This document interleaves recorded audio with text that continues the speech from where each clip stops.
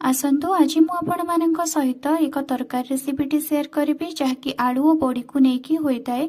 यह बहुत कम समय भितर हो टेस्टी लगे। एथिपाई मु किछि बड़ी टमाटो आलू और बैगण को नहीं जाइछि। बैगण को भल भाव में धोईकी यहाको मु एभली छोट छोट खंड करके काटी देउछि। ता सहित गोटे आलू को मध्य एभली भाव में काटिकी नहीं जाउछि। आपण आपणकर आवश्यकता हिसाब से बैगण आलू नहीं पारिबे।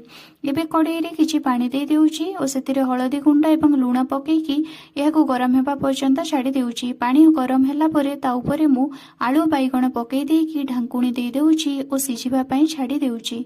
एबे मु किछि रसुण कटा पियाज ता सहित किछि सोरिष और गोटे बड़ साइज रो टमाटो नेकी यार एक फाइन पेस्ट कर देउछि। एबे मु कड़ाई रे टिके तेल देकी सेथिरे बड़ी को पकेकी बड़ी को लाल हेबा पर्यंत भाजी नेउछि। बड़ी को लाल हेबा पर्यंत भाजिला परे याको अलगा कर देबा। एबे से समान कड़ाई रे किछि तेल दे देबा और बाटिकी रखि देबा मसला पेस्ट को पकई देबा और मसला ऊपर एबे हमें किछि लंका गुंड किछि हळदी गुंड ता सहित स्वाद अनुसार लूण दे देबा। एबे आमे ए सब को भल भाबरे कसी नेबा। मसला भल भाबरे कसी होई गला परे ता ऊपर आमे जो सिझे की रखि दिबा आलू बैगण को पकई देबा। आलू बैगण रे जो पानी दे कि मु सिझेइथिली सेही पानी मध्य एथिरे दे देउछि। याको मु फिंगु नाही।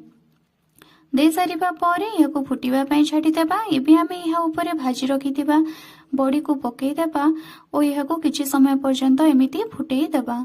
एबे आमे गैस रो फ्लेम को बंद करि देबा। बड़ीटी पानी को शोषी थाए एवं धीरे धीरे फुलिबाकू लगी थाए। एभली भाबरे आपण थरे घरे ट्राई करंतु देखिबे ई तरकारीटी बहुत टेस्टी लागिबो।